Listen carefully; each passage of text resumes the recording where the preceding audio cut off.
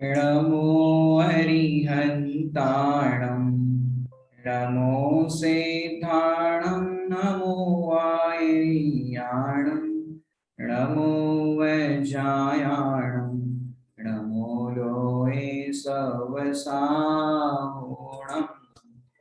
मिथ्या भाव अभावते जो प्रगटे निज भाव सो जयवंत रहो सदा यही मोक्ष उपाय। मोक्ष मार्ग प्रकाशक दृष्टांत वैभव, इस पर अपनी चर्चा चल रही है, जिसमें हम दूसरे अधिकार पर चर्चा कर रहे हैं। दूसरे अधिकार के अंदर जीव का अनादि से कर्मों के साथ बंधन है। वो बंधन को यहाँ पर सबसे पहले सिद्ध कर रहे हैं कि जीव कर्मों से बंधा हुआ है। यदि अपन बंधा हुआ नहीं मानेंगे तो क्या होगा कि जितनी हम सारी चर्चाएं जो कर रहे हैं कि हमको कर्मों से छूटना है, बंधन से छूटना है, वो सारी चर्चाएं निरर्थक हो जाएगी। द्रव्य स्वभाव से देखा जाए तो ये आत्मा तो निर्बंध ही है, बंधानी है। लेकिन पर्याय से देखा जाए तो जो संसार की अवस्था है उस अनुसार देखा जाए तो जीव का कर्म के साथ बंधन है। वो अपन ने कल के दृष्टांत में देखा था कि पुद्गल पुद्गल का जिस तरह से बंधन होता है, इस प्रकार चेतन का भी पुद्गल के कर्मों के साथ व्यवहार से बंधन कहने में आता है। इस प्रकार यहाँ पर जीव का अनादि के साथ कर्म बंधन है और फिर ये बंधा हुआ है, उसकी चर्चा अपन ने कल की थी। अब आगे के दृष्टांत पे जाते हैं। क्या कह रहे हैं यहाँ पर, श्रोता का प्रश्न खड़ा किया है यहाँ पर श्रोता बनकर कि जड़ कर्म के द्वारा जीव के स्वभाव का घात कैसे संभव है। क्या प्रश्न खड़ा किया कि कर्म तो जड़ है और जड़ कर्मों के द्वारा जीव के स्वभाव का घात कैसे हो सकता है। मतलब जीव तो चेतन है और ये कर्म तो जड़ है, तो ये जड़ कर्म जो है वो चेतन का मतलब अपने आत्म स्वभाव का घात कैसे कर सकते हैं कि भी वो कर ही नहीं सकते। तो यहाँ पर ऐसा प्रश्न खड़ा किया, क्यों? क्योंकि कर्म है वो जड़ है और जीव है वो चेतन है, तो जीव का कर्मों के साथ संबंध ही नहीं है, दोनों की जाति ही भिन्न भिन्न है। तो यहाँ पर दृष्टांत दिया, वो अपन दृष्टांत सबसे पहले देखते हैं। ये तो यहाँ पर प्रश्न खड़ा किया है। अब दृष्टांत में यहाँ पर टोडरमल जी साहब क्या कह रहे हैं उस दृष्टांत को अपन समझते हैं, आजकल की दृष्टि से भी समझेंगे। कुछ शब्द कट भी रहे हैं, थोड़े से जल्दी में बन गए, तो यहाँ पर मैं समझाना चाहूंगा आपको कि जैसे किसी पुरुष के सिर पर मोहन धूल पड़ी हो। क्या दृष्टांत दे रहे हैं यहाँ पर कि जैसे किसी के सिर पर पुरुष, माने पुरुष यहाँ कोई भी व्यक्ति ले सकते हो, स्त्री भी ले सकते हो, ऐसा कुछ नहीं। ये दृष्टांत है कि जैसे किसी पुरुष के सिर पर मोहन धूल पड़ी हो, उससे वह पुरुष पागल हुआ। यहाँ उस मोहन धूल को ज्ञान भी नहीं था और वह और बलवान पना भी नहीं था, परंतु पागलपना उस मोहन धूल ही से हुआ देखते हैं। वह मोहन धूल का तो निमित्त है और पुरुष स्वयं ही पागल हुआ परिणमित होता है। अब यहाँ पर क्या कहना चाहते हैं कि जैसे किसी पुरुष के सिर पर मोहन धूल पड़ी। दृष्टांत यहाँ पर क्या दिया कि यहाँ पर कोई आदमी है, यहाँ से समझो जा रहा था और उसके ऊपर किसी ने मोहन धूल फेंकी। अब सबको होगा कि भाई मोहन धूल क्या होती है। मोहन धूल पहली बार नाम सुन रहे हैं। मोहन थाल तो सुना हुआ होगा, वो बेसन का जो बनता है, लेकिन ये मोहन धूल क्या होती है कि आप यदि सुना हो आपने कि भाई कोई तांत्रिक वगैरह होते हैं, तंत्र मंत्र विद्या करते हैं, राख किसी के ऊपर ऐसे डाल देते हैं, कुछ तंत्र मंत्र विद्या ऐसी करते हैं, तो वहां पर ये शब्द आपको सुनने मिल सकता है। और भी मैं कहूँ कि आजकल इतना साइंस है वो डेवलप हो गया है, इस मोहन धूल आदि की तो वर्तमान में जरूरत नहीं पड़े किसी व्यक्ति को, क्योंकि मोहन धूल जिस पर पड़ती है तो वो पागल हुआ, माने वो उसको अपना होश नहीं रहा कि मैं कौन हूं, कहां पर हूं, क्या हूं, माने हिप्नोटाइज जैसे कर दिया आजकल की भाषा में कहे तो। और जैसे कोई व्यक्ति किसी के को लूटना चाहता है या किसी को किडनैप करना होता है तो क्या करते हैं किडनैप करने वाले कि उसको पहले क्लोरोफॉर्म सुंघाते। क्लोरोफॉर्म आपने देखा होगा कि फिल्मों में भी देखा होगा, एक ऐसा हैंकरचिप रुमाल लेंगे और किसी को ऐसा मुंह पे लगा देंगे, वो बेहोश हो जाएगा और फिर किडनैप करके लेके आते। अब मुझे एक बात बताओ कि जो क्लोरोफॉर्म है या जो कोई भी वो पदार्थ है, वो जड़ है कि चेतन है? कि वो तो जड़ है। अब जड़ पदार्थ से चेतन के अंदर इस तरह से, माने चेतन उसके साथ है, जड़ और चेतन एकदम साथ साथ है, एक क्षेत्र होगा। अब ये क्लोरोफॉर्म सुंघाया तो उससे क्या हुआ कि उससे वो बेहोश हो गया, इस तरह से दिखता है। माने जीव भी उसके साथ उस रूप दिखता है कि भाई जीव इस तरह से दिखता है कि भाई उस टाइम पे जीव का जो चेतन बना है या जो कुछ भी हो रहा था वो नहीं हो रहा है उस टाइम के लिए, क्योंकि वो क्लोरोफॉर्म सुंघाया गया है तो बेहोश हो गया। तो उस टाइम पे उसकी व्यक्ति की कोई क्रिया आदि नहीं चलेगी। ऐसी मैं आपको कहूँ कि जड़ी बूटियां भी कुछ इस तरह की आती है कि उसका सेवन करने पर, जैसे आयुर्वेद के अंदर आती है, जैसे नींद की गोलियां जो आती है बाजार के अंदर, उसका यदि कोई सेवन करता जाए तो उसकी किडनी डैमेज हो सकती है, लीवर खराब हो सकता है, नाना प्रकार की इस तरह से बीमारियां आगे हो सकती है। लेकिन आयुर्वेद के अंदर भी इसका एक प्रोडक्ट आता है जिसको कहते हैं जटामासी। किसकी मासी? जटामासी। वो एक बाल जैसा प्रोडक्ट होता है, तो उसको काढ़ा बना करके उबाल दिया जाए, उसकी एक मात्रा होती है, उस मात्रा में अपन बनाया जाए तो उसका जो काढ़ा पी ले, तो उसको नींद नहीं आ रही हो, समझो बहुत जाग रहा हो, कहीं सफर करके आया, उसको नींद नहीं आ रही, उसको एक काढ़ा पिला दो जटामासी का, तो उसको नींद आ जाएगी, अच्छी नींद आएगी, वो नहीं चाहेगा तो भी सो जाएगा। अब बताओ कि काढ़े का सेवन करने पर या जटामासी का सेवन करने पर वो इस तरह से सोता हुआ कैसे दिख रहा है कि भाई ये निमित्त नैमित्तिक का प्रभाव है। नीचे एक शब्द दिखा होगा कि ये निमित्त है, जीव स्वयं उस तरह पे सोता हुआ दिखता है तो वैसा उसमें दिखता है। अब पंडित साहब यहाँ पर उदाहरण दे रहे हैं, तो क्या समझाना है कि दो बातें इनको समझाना है। एक तो द्रव्यों में कर्ता कर्म का मंडन नहीं, कि भाई इसके कारण इसका ऐसा हुआ, तो कर्ता कर्म का मंडन नहीं, और दो द्रव्यों में निमित्त नैमित्तिक संबंध का खंडन नहीं। क्या कहा? दो द्रव्यों में कर्ता कर्म का मंडन नहीं, तो इसके कारण ऐसा हुआ, ऐसा कर्ता कर्म का यहाँ पर बताना नहीं है, तो कर्ता कर्म का मंडन नहीं, और दो द्रव्यों में निमित्त नैमित्तिक जो संबंध है उसका खंडन नहीं, क्योंकि वो निमित्त नैमित्तिक संबंध भी मानना पड़ेगा, नहीं तो वो बेहोश हो गया, सो गया, ये कैसे अपन मानेंगे? क्योंकि निमित्त जो होता है, अपन ने चर्चा की थी 5 समवाय की, जब चर्चा की तब, कि निमित्त है वो जबरन विकार नहीं कराता, निमित्त है वो जबरदस्ती कुछ नहीं कराता। निमित्त तो क्या है कि जब कार्य होता है तब कोई ना कोई वहां पर उपस्थित होता है, तो उसकी उपस्थिति जिसकी भी होती है उसको निमित्त नाम से आरोपित किया जाता है, बाकी निमित्त कुछ नहीं करता है। सुनिए एक बात, वो अपन ने निमित्त की जब चर्चा की थी 5 समय में, तब हमने बताया था, तो निमित्त जबरन कुछ नहीं कराता है, ऐसा कुछ नहीं मानते। तो मोहन धूल का उदाहरण क्यों दिया जा रहा है कि भाई घाती कर्म के लिए, आप लिख लो नोट करके, ये मोहन धूल का उदाहरण इसके दिया गया घाती कर्म के लिए, कि भाई घाती कर्म जो है, 4 प्रकार के घाती कर्म होते हैं ना, कौन कौन से? ज्ञानावर्णीय, दर्शनावर्णीय, मोहनीय और अंतराय। तो ये 4 प्रकार के घाती कर्म के लिए दिया जा रहा है, क्योंकि वो अपने होश को खत्म कर देता है। ये जो जब दृष्टांत में अपन, ये तो अपन ने दृष्टांत देखा कि ये मोहन धूल की बात आई, अब दृष्टांत में क्या कहना चाहते हैं उस दृष्टांत को भी अपन देखते हैं, उसको भी अपन पहले चलते हैं, पहले इसको पूरा कर लेते हैं कि यहाँ पर क्या कहना चाहते हैं कि भाई जो मोहन धूल, उस टाइम पे मोहन धूल होती थी इस तरह की, उस मोहन धूल को भी हम खोलेंगे कि ऐसे यहाँ घाती कर्म में मोह को लिया है, लोग भगवान का नाम कहते हैं, भगवान का नाम आपने सुना होगा दुनिया के अंदर, मोहन, प्यारे मोहन, इस तरह से मोहन भगवान को भी कहते हैं दुनिया के अंदर, आपने सुना होगा मोहन, राधे मोहन, तो ऐसे नाम अपने मोहन के नाम से सुने होंगे। तो मोहन का क्या यहाँ पर लेना है कि देख, तो एक तो दुनिया के अंदर मोहन भगवान की श्रेणी में लिए है, और यहाँ पर जो मोह की बात चल रही है यहाँ पर विलन के रूप में लिया गया। ये मोह को है ना, मोह को ये शत्रु लिया गया है, मोह रूपी शत्रु जो है वो विलन है, क्योंकि 8 कर्मों के अंदर भले ही नाम दिए गए हैं 8 कर्मों के, लेकिन इसके अंदर सबसे ज्यादा पावरफुल कौन है? मोहनीय कर्म। ये मोहनीय कर्म है वो सबसे ज्यादा पावरफुल है और वही विलन है। इस मोहन को भी मोह नाम से जो लिया गया है, ये मोहन समझ लो। एक रसोई घर में आप जब रसोई बनाते हो तो एक नाम सुना होगा आपने, आटा मारते समय या फिर वस्तु बन जाती है, आज इसमें मोहन कम पड़ गया, मोहन मोहन मोहन बोलते हैं, तेल डालते तेल, इसमें आज मोहन कम पड़ गया। तो जो मोहन है वही है मौन, मौन मौन मतलब अपन मोहन ना बोल करके मौन बोलते, मौन, कि मोहन कम पड़ गया। और मौन मौन क्या है कि जो ऑयल डालते अपन, जैसे आप पराठा बनाते हो, कोई चीज बनाते हो तो मोहन डालना पड़ता है, क्यों? क्योंकि वो स्निग्धता नहीं रहेगी, उसकी चिकनाई नहीं रहेगी, तो पराठा वगैरह है कड़क हो जाएंगे, तो उसको फिर सॉफ्ट बनाए करने के लिए अपन मोहन डालते हैं। इसको यहाँ पर मोहन मतलब वो चिकनाई, तो जीव को जो कर्मबंध होता है वो चिकनाई से होता है। कौन सी? मोह की चिकनाई।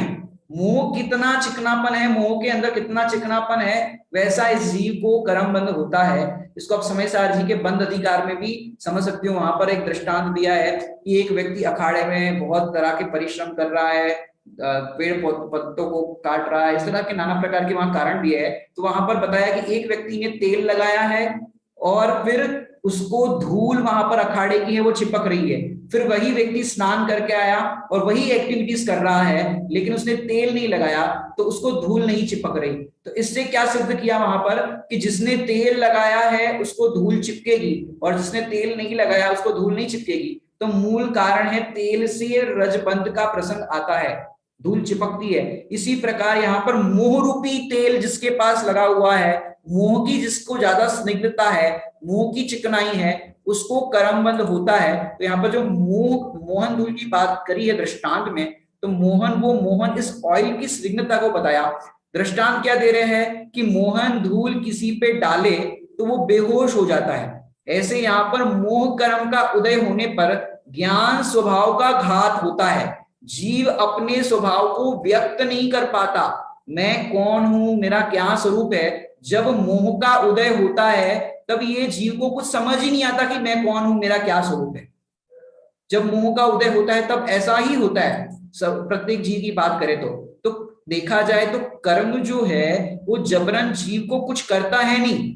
ऐसा नहीं कि जीव को कर्म ही जबरन कुछ करा रहा है। तो कर्म ने जीव को पराधीन नहीं किया, कर्म ने जीव को संसार सागर में नहीं भटकाया। क्योंकि भजनों के अंदर कई जगह अपने निमित्तों की प्रधानता के भजनों में सुना होगा कि कर्म ही हमको संसार में घुमाते हैं, कर्म ही पेर रहे हैं। तो ऐसे भजनों में आपको निमित्त की प्रधानता से कथन मिले तो ये मत समझना कि कर्म के कारण हो रहा है।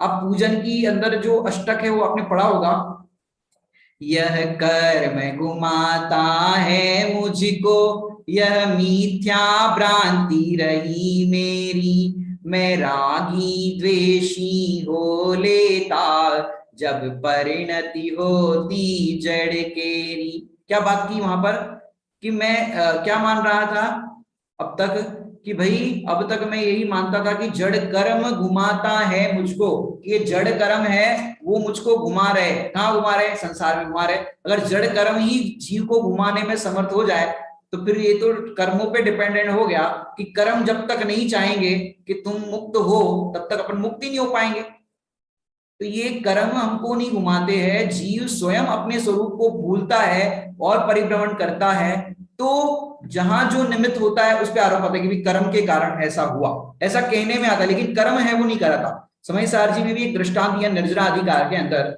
जो इसमें मैं दृष्टांत देना चाहूंगा कि वो शराब जो होती है, शराब यदि कोई व्यक्ति अरति भाव पूर्वक माने बिना इंटरेस्ट के यदि शराब का सेवन करे तो उसको नशा नहीं चढ़ता, वो भी प्रत्येक एक मात्रा में। और कोई एक गिलास भी शराब पी लेके मैं शराब पी रहा हूं, उसको नशा चढ़ जाएगा। क्यों? अपने आप को शराब पीते हुए मान रहा है ना, क्योंकि शराब में नशा नहीं है। यदि शराब में नशा हो तो बोतल भी नाचे, ऐसा बोलते कि यदि शराब में नशा हो तो बोतल भी झूमने लग जाए, नाचने लग जाए, क्योंकि शराब में नशा नहीं है।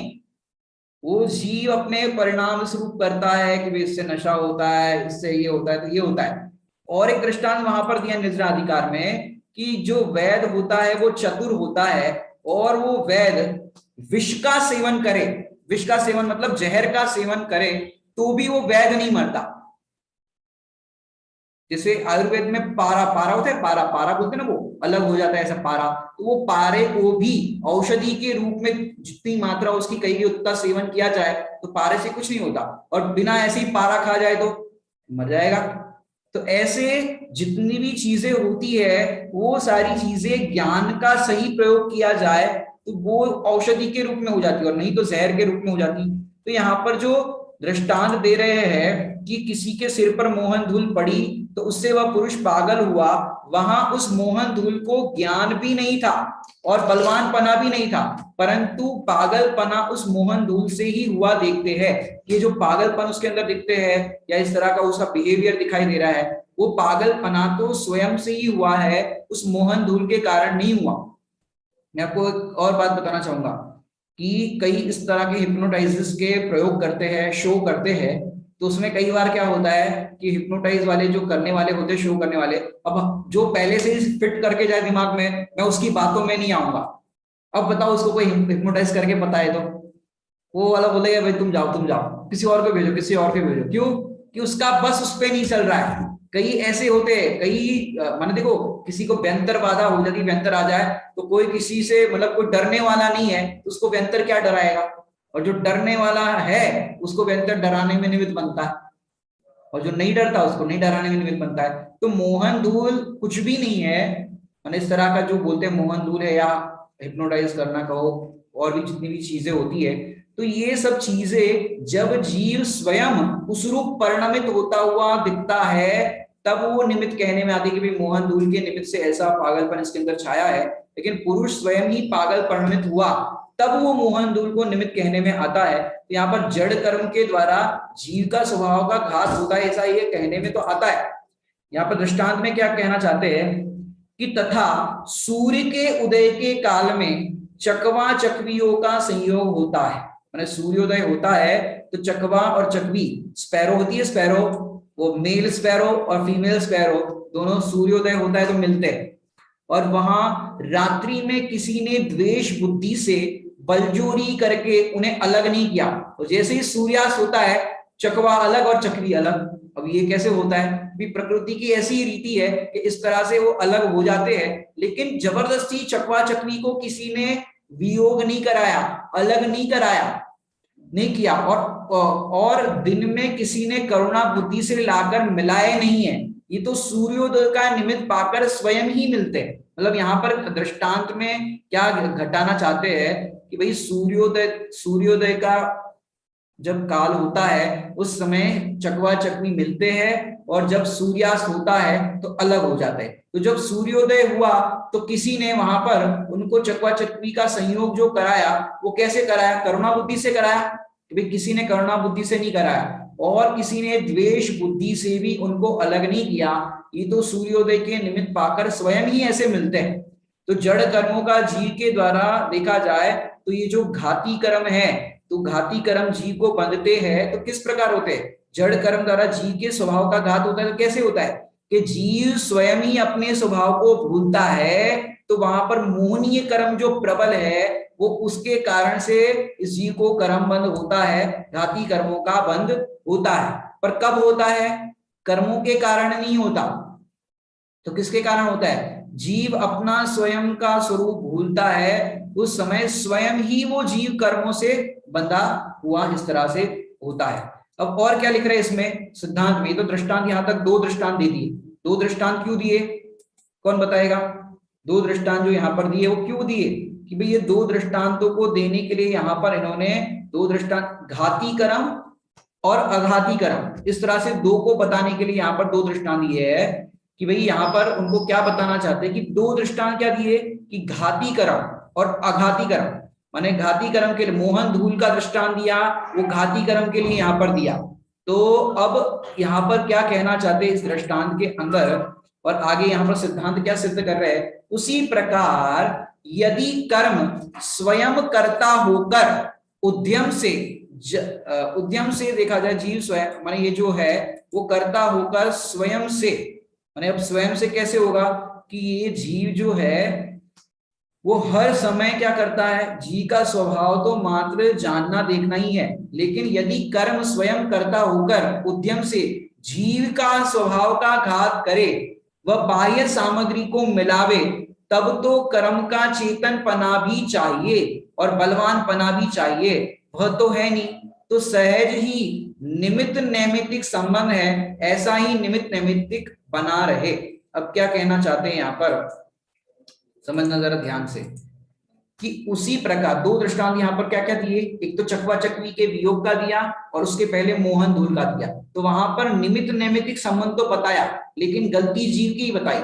उसी प्रकार यदि कर्म स्वयं करता होकर, अब यहाँ पर क्या कहना चाहते टोटमली साहब कि उसी प्रकार वहां पर तो निमित्त की मुख्यता से कथन किया कि भाई मोहन धूल के कारण पागलपन हुआ, और यहाँ पर जो चकवा चकवी का संयोग कहो और चकवा चकवी का वियोग कहो वो सूर्योदय और सूर्यास्त से हुआ, तो सूर्य को निमित्त की प्रधानता से कथन किया।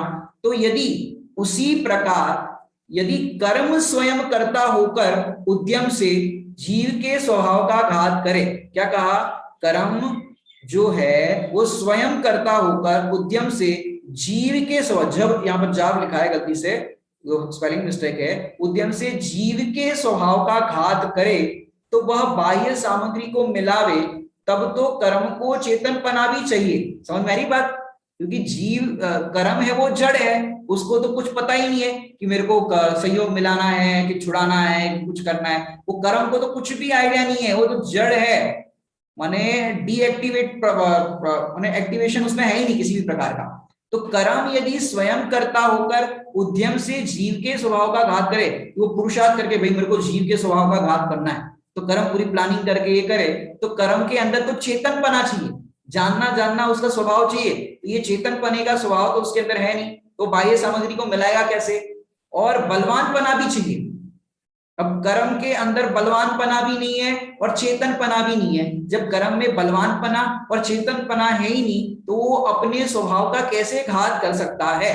पर क्या कह रहे हैं, वह तो है नहीं, माने उसके अंदर देखो दो बातें नहीं है, कर्म के अंदर चेतनपना भी नहीं है और बलवानपना भी नहीं है, दो चीज नहीं है, तो वो उद्यम करके बाह्य सामग्री या जीव के स्वभाव का घात करने में कुछ कर नहीं सकता। कौन? कर्म।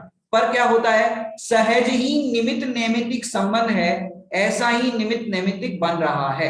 यहां पर किस पे लास्ट में ढोल दिया कि भाई देखो, जीव स्वयं अपने स्वरूप को भूलता है और भूलने पर कर्म वहां होते हैं, तो कर यहाँ पर चिकनाई है, तुम्हारे मोह की चिकनाई है, मोहन धूल जो बताई थी, मोह की चिकनाई है, अपने स्वभाव को तुम भूल गए हो, तो उस समय क्या होता है कि वो जो कर्म है वो कर्म चिपक जाते हैं। अब निमित्त नैमित्तिक संबंध ऐसा ही है कि यहाँ तुमने जरा सा अपने स्वभाव को स्वभाव से सरके, तो सरकने से संसार हो गया, स्वभाव से सरकना तो हुआ संसार खड़ा। अब ये निमित्त नैमित्तिक संबंध है, बाकी कर्म यदि चाहे कि मैं जीव को बांधू तो ऐसा कर नहीं सकता, और जीव स्वयं चाहे कि मैं कर्म को बांधू तो जीव भी ऐसे बांध नहीं सकता। गलती कहां पर हो रही है कि जीव अपने स्वरूप को भूलता है और वहां से स्वभाव से सरकता है, तो वहां कर्म तो बैठे ही है, जहां कर्म रज ऐसी है, कर्म है वो क्या है, रज है, धूल है, और यहाँ पर मोह है, उस वो चिकनापन है, तो मोह की चिकनापन से कर्म रूपी रज चिपक जाती है। अब किसके कारण हुआ संसार बंध, तो कहने में तो ये आएगा कि कर्म रज चिपक गई, इसके कारण संसार रज, संसार कर्म का इस तरह से अपना बंधन हो रहा है। तो यहाँ पर जो प्रश्न खड़ा किया कि जड़ कर्मों के द्वारा जीव के स्वभाव का घात कैसे संभव है, कि भाई कर्मों के द्वारा संभव नहीं है, लेकिन जीव अपने स्वभाव से च्युत होता है, तो उसी समय कर्म जो होते हैं वो निमित्त नैमित्तिक रूप से होने से बंधन को प्राप्त होता है जी। तो इस प्रकार से कर्म का बंधन होता है। अब अपन अगले दृष्टांत पे जाते हैं। अब यहाँ पर क्या प्रश्न खड़ा किया, क्या हमारे प्रगट ज्ञान जितना ही हमारा स्वभाव है? देखो कितने सुंदर सुंदर यहाँ पर प्रश्न खड़े किए हैं, उत्तर भी इतने इतने सुंदर सुंदर यहाँ पर प्रस्तुत कर रहे हैं कि भाई हमारा जो प्रगट ज्ञान है, कि भाई जिसके पास जो ज्ञान है, क्या वो ज्ञान जो सबके पास है, क्या वही कर्म बंध का कारण है? अरे सॉरी, क्या प्रगट ज्ञान जितना है, मतलब अभी आपके पास जितना भी ज्ञान है उतना ही हमारा स्वभाव है, जितना ज्ञान है उतना ही हमारा स्वभाव है? कि अगर ऐसा हो तो शिव भूति जो मुनिराज है, आपने नाम सुना होगा शिव भूति मुनिराज का, कि उनको नमोकार मंत्र तक याद नहीं रहते थे, तो उनका क्षोभशम ज्ञान कितना कम था, तो क्षोभशम ज्ञान उनका कम है, तो उतने कम ज्ञान वाला ही आत्मा है क्या? उतने कम ज्ञान वाला ही स्वभाव है क्या आत्मा का? और अपन देखे कि अकलंक निकलंक थे, तो अकलंक को एक बार में याद होता था और निकलंक को 2 बार में याद होता था, तो एक बार में याद होता है उतना ही ज्ञान का स्वभाव है हमारा, या दो बार में याद होता है उतना ही हमारा ज्ञान का स्वभाव है, तो कितना ज्ञान का स्वभाव? कि भाई अकलंक निकलंक की बात कहो तो उनका 1 बार 2 बार में याद होता था, शिव भूति मुनिराज का कहो कोई नमोकार मंत्र तक याद नहीं होते थे। ऐसे नाना प्रकार के आप आगम परिपेक्ष में दृष्टांत या ज्ञान की इस तरह से देख सकते हो तारतम्यता। भाई आत्मा है वो कितने प्रकार का है, कम ज्ञान वाला है, ज्यादा ज्ञान वाला है, कितने ज्ञान वाला है आत्मा बताओ? बहिरात्मा, अंतरात्मा और परमात्मा, 3 प्रकार के आत्मा की चर्चा आप लोगों ने सुनी होगी, बहिरात्मा, अंतरात्मा और परमात्मा। तो आत्मा कितने प्रकार के होते? आत्मा परमात्मा होता है, अंतरात्मा होता है कि बहिरात्मा होता है? आत्मा क्या होता है आत्मा? आप लोग से प्रश्न पूछ रहा हूं, आप कौन हो? बहिरात्मा हो, अंतरात्मा हो कि परमात्मा हो? कौन हो? तीन बातें आपके सामने हैं, बहिरात्मा, अंतरात्मा कि परमात्मा? बताओ कौन सी उंगली बताओगे? बहिरात्मा, अंतरात्मा की परमात्मा? पहली उंगली बता रहे हो, बहिरात्मा, अंतरात्मा या परमात्मा कि ये बताओगे? आत्मा कि भाई हम बहिरात्मा भी नहीं है, अंतरात्मा भी नहीं है और परमात्मा भी नहीं है, हम तो ओनली आत्मा। क्यों? बहिरात्मा, अंतरात्मा और परमात्मा ये क्या है? आपने अष्टपाहुड़ जी की गाथा अगर सुनी होगी, अरिहंत सिद्धाचार्य पाठक साधु है परमेष्टिपण, सब आत्मा की अवस्था है, आत्मा ही है शरण। सब आत्मा की अवस्थाएं है और आत्मा ही है शरण। आत्मा ना बहिरात्मा होता है, ना अंतरात्मा होता है, ना परमात्मा होता है। आत्मा उसी रूप से रहता है, लेकिन बहिरात्मा, अंतरात्मा और परमात्मा इस तरह से समझाने के लिए कथन है कि जो अपने आत्मा की दृष्टि नहीं करता उसको बहिरात्मा कहते हैं, आत्मा की दृष्टि करता है उसको अंतरात्मा कहते हैं, और अपने आत्मा की दृष्टि करके आत्मा में लीन हो जाता है उसको परमात्मा कहते हैं। लेकिन तीनों अवस्थाएं है अर्थात पर्याय है, पर हम कौन है या ये तीनों से भिन्न देखी जाए तो कौन है वो? कि अंतरात्मा कहो, बहिरात्मा कहो या परमात्मा कहो, ये सारी आत्मा की अवस्थाएं है। हम तो ओनली आत्मा ही है। चाहे सिद्ध भगवान से पूछो तो वो कहेंगे हम मात्र आत्मा ही है। तो आत्मा है तो आत्मा का स्वभाव कितना है? यहाँ पर पूछ रहे हैं क्या हमारे प्रगट ज्ञान जितना ही हमारा स्वभाव है, कि जितना हमारा क्षोभम ज्ञान कहो, हमारा जितना वर्तमान में ज्ञान है उतना ही स्वभाव है? कि नहीं, हमारा उतना स्वभाव नहीं है। यहाँ पर क्या कहना चाहते हैं, देखिए दृष्टांत के अंदर अपन जाते हैं आगे। क्या कह रहे हैं यहाँ पर कि जैसे सूर्य का प्रकाश है वह मेघ पटल से जितना व्यक्त नहीं उतने का तो उस काल में अभाव है, तथा उस मेघ पटल के मंद पने से जितना प्रकाश प्रकट है वह उस सूर्य के स्वभाव का अंश है, मेघ पटल जनित। मतलब मैं आपको बताऊं कि बरसात के दिनों में जब बादल आ जाते हैं और सूरज की जो रोशनी है या सूरज की किरणें हैं वो थोड़ी थोड़ी दिख रही है, तो क्या सूरज इतना ही है? अब बादलों के कारण वो सूरज दिख नहीं रहा है, तो क्या सूरज उतना ही है? जैसे सूर्य का प्रकाश है वह मेघ पटल से जितना व्यक्त है, मतलब बादल आ गए तो जितना व्यक्त दिखाई दे रही है उसकी किरण या सूरज जितना दिखाई दे रहा है, क्या उतना ही है सूरज? कि भाई उस काल में बाकी के सूर्य की किरणों का या सूर्य के प्रकाश का अभाव है, तथा उस मेघ पटल के मंद पने से जितना प्रकाश प्रकट है, कि जितना प्रकाश वहां पर दिखाई दे रहा है उस मेघ पटल के कारण या बादलों के कारण जितना प्रकाश उसको आवरण में दिखाई दे रहा है वह उस सूर्य के स्वभाव का अंश है। क्या कहा कि वो बादल के पीछे सूरज छिपा है, लेकिन जिस समय पूरा प्रकाश नहीं दिखाई दे रहा तो उस समय भी जितना प्रकाश दिखाई दे रहा है वो सूरज के क्या है, उस सूर्य के स्वभाव का अंश है। जितनी किरणें फैल रही है वो सूर्य के प्रकाश की अंश है, पूरा सूर्य नहीं है। प्रश्न क्या खड़ा किया यहाँ पर कि जितना वर्तमान में प्रगट ज्ञान है क्या उतना ही स्वभाव है? भाई उतना ही स्वभाव नहीं है। जैसे यहाँ पर सूरज के दृष्टांत में बताया कि भाई वो बादल के पीछे सूरज छिपा हुआ है और जितना सूरज प्रगट व्यक्त दिखाई दे रहा है तो जितना व्यक्त दिखाई दे रहा है उतना नहीं है। क्यों? क्योंकि वो तो एक अंश है, मेघ पटल जनित है। फिर क्या कह रहे हैं यहाँ पर देखिए, उसी प्रकार क्या कहना चाहते हैं यहाँ पर, उसी प्रकार जीव का ज्ञान दर्शन आदि, उसी प्रकार जीव का ज्ञान दर्शन आदि स्वभाव है। जीव का स्वभाव क्या है कि ज्ञान दर्शन आदि, ये जीव का स्वभाव माने जो अनंत गुणों का वैभव है ये जीव का स्वभाव है। वह ज्ञानावरण आदि के निमित्त से जितना व्यक्त नहीं है, कि वर्तमान में अपने को ज्ञानावरणीय दर्शनावरणीय आदि सब कर्मों का उदय चल रहा है, तो कर्मों के उदय के काल में तो जीव का जितना स्वभाव है उतना व्यक्त नहीं दिखाई देता, तो उतने का तो उस काल में अभाव है कि जीव की सामर्थ्य तो अभी वर्तमान में इतनी है लोकालोक को जान सके, है कि नहीं? सामर्थ्य शक्ति रूप से सामर्थ्य रूप से, कि हम लोकालोक को जान सकते, उतनी सामर्थ्य अभी वर्तमान में ही है कि नहीं? शक्ति रूप से, जैसे माचिस की तीली के अंदर भले ही वो मैच बॉक्स में रखी हुई है, जलने की सामर्थ्य है कि नहीं? जैसे गोडाउन है, रुई से भरा हुआ गोडाउन है, अब उस रुई से भरे हुए गोडाउन को राख करने के लिए कितना पुरुषार्थ करना पड़ेगा? वे उतना बड़ा गोडाउन, पूरे पहाड़ जितना, कि एक माचिस की तीली पूरे गोडाउन को स्वाहा कर सकती।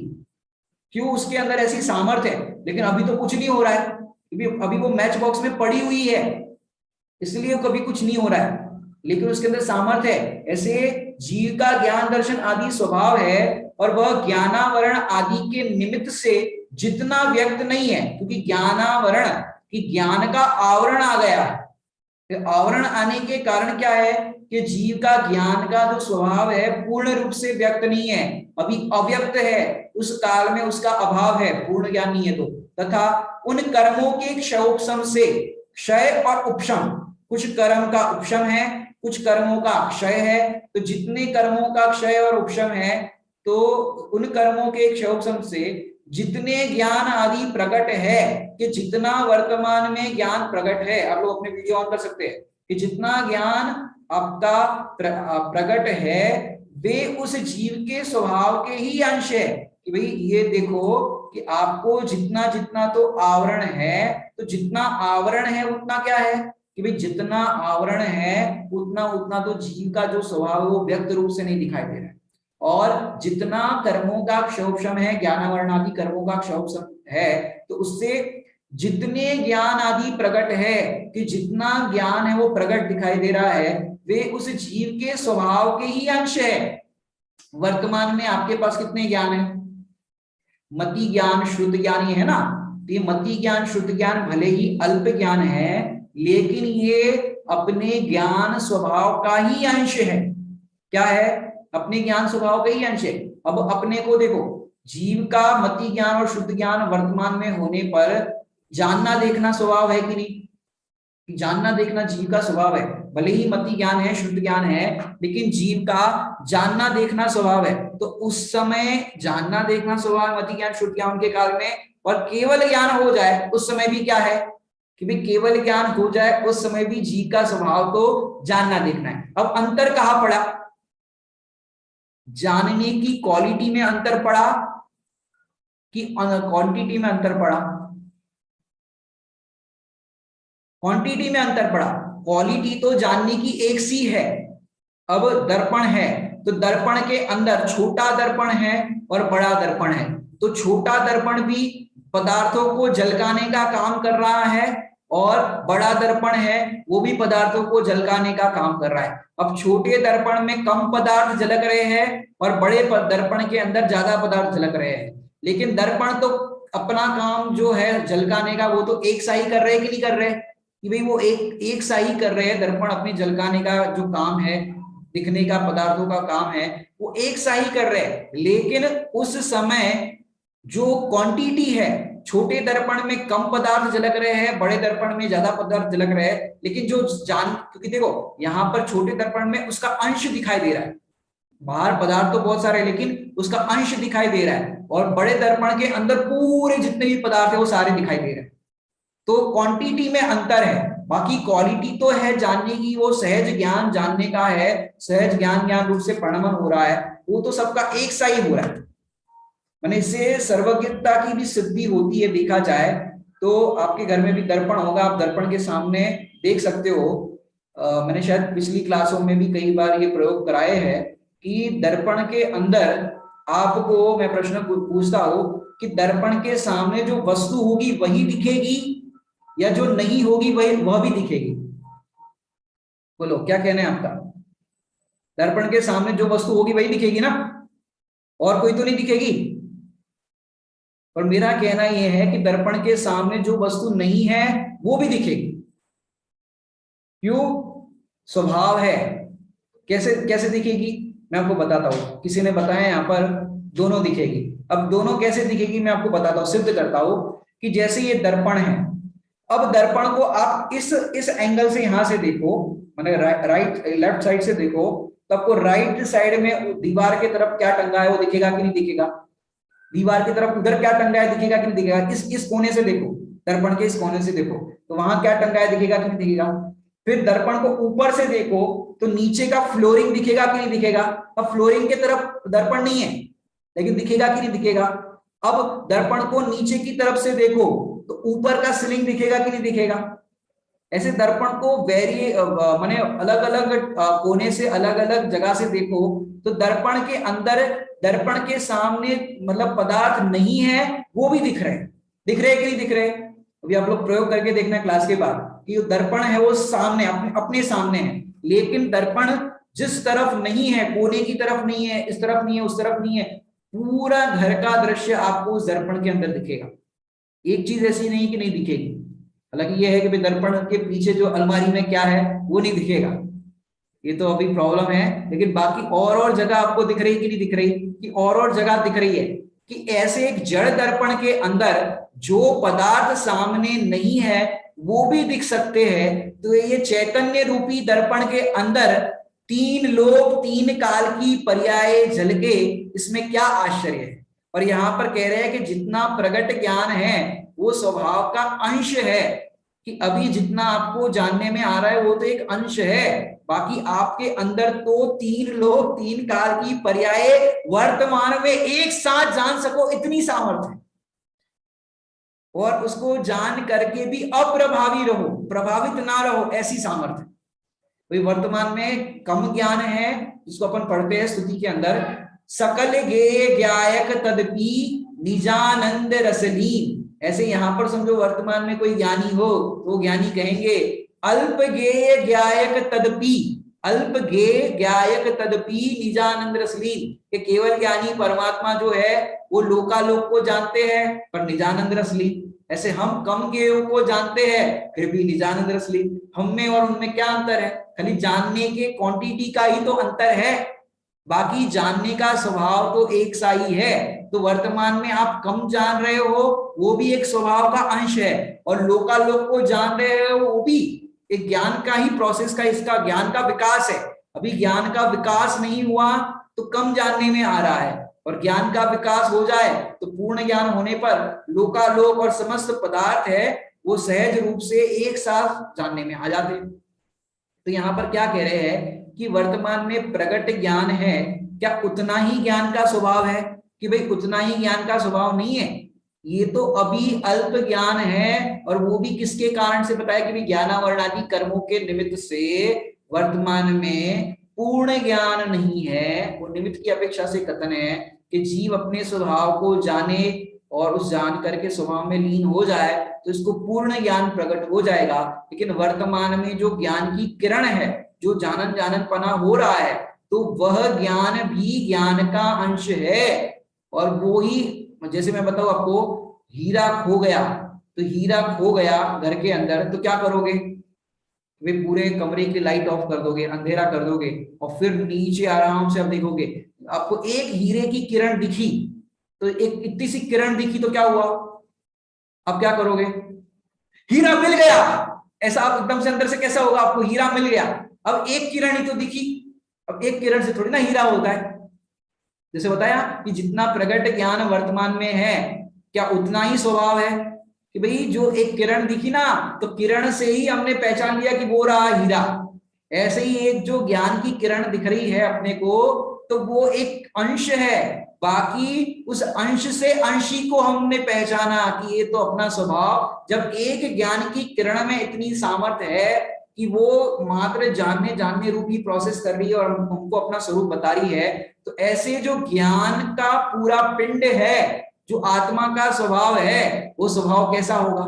जब एक ज्ञान की किरण में इतनी सामर्थ्य है, एक ज्ञान की चिंगारी पूरे कर्मों का नाश कर देती है। जैसे ये चिंगारी को हम, मतलब ज्ञान की चिंगारी कैसी कि अनादि से मैं अपने आप को कर्म के संयोग रूप कर्म रूप अनुभव कर रहा था, लेकिन ज्ञान की चिंगारी ऐसी हुई कि मैं आज तक कर्म रूप परिणमित हुआ ही नहीं, मैं तो मात्र ज्ञान रूप ही हूं। तो जैसे ये ज्ञान की चिंगारी प्रकट हुई तो कर्मों का क्या हुआ कि सारे कर्म है वो भस्म हो गए, कर्मों का नाश हो गया। तो ऐसे ज्ञान जागा और कर्म भागा, इसी प्रकार देखा जाए तो प्रगट ज्ञान जितना वर्तमान में दिखाई देता है उतना ज्ञान का स्वभाव नहीं है। क्यों? क्योंकि वही जो ज्ञानावरण आदि के निमित्त से जितना व्यक्त नहीं है उतने का तो उस काल में अभाव है, तथा उन कर्मों के क्षयोपशम से जितने ज्ञान आदि प्रकट है वे उस जीव के स्वभाव का अंश ही है। तो यहाँ पर कहने का तात्पर्य यह है कि वर्तमान में प्रकट ज्ञान उतना दिखाई नहीं देता, वो ज्ञानावरण आदि कर्मों से व्यक्त नहीं है, इसलिए वो पूर्ण ज्ञान की अपेक्षा से वर्तमान में उस ज्ञान का अभाव है। तो वर्तमान में उतना ज्ञान नहीं है, और जितना ज्ञान क्षयोपशम के कारण प्रकट हुआ है उतना जो ज्ञान प्रकट हुआ है वह भी उस जीव के स्वभाव का ही अंश है। कि आपके पास जो वर्तमान में ज्ञान है वो कैसा है कि वो ही ज्ञान जो वर्तमान का ज्ञान है वो भी स्वभाव का ही अंश है। जो केवल ज्ञान है ना, उस केवल ज्ञान के स्वभाव का ही वर्तमान में अंश है आपके पास जो ज्ञान है वो, और तो और अभी पूर्ण ज्ञान व्यक्त नहीं हुआ है। लेकिन कोई टेंशन की बात नहीं है, अभी वर्तमान में जो ज्ञान है उस ज्ञान से ही अपने ज्ञान स्वभावी आत्मा को जाने, तो हमारा उस ज्ञान से ज्ञान का निर्णय होने पर, ज्ञान में ज्ञान का निर्णय होने पर हमें केवल ज्ञान अल्प काल में हो सकता है। इसलिए अधिक ज्ञान या कम ज्ञान, ये ज्ञान के क्षयोपशम या जो ये जो भेद होते हैं ना, मति ज्ञान शुद्धि ज्ञान कह दो या क्षयोपशम ज्ञान कह दो, तो ये जो ज्ञान वर्तमान में कम ज्यादा या तारतम्यता रूप दिखाई देता है, तो ये ज्ञान का घटना बढ़ना जो होता है वो तो क्षयोपशम ज्ञान के अंदर घटना बढ़ना होता है। बाकी मेरे में तो कुछ घटना बढ़ना नहीं होता। क्यों? एक अगुरु लघुत्व नाम का गुण है।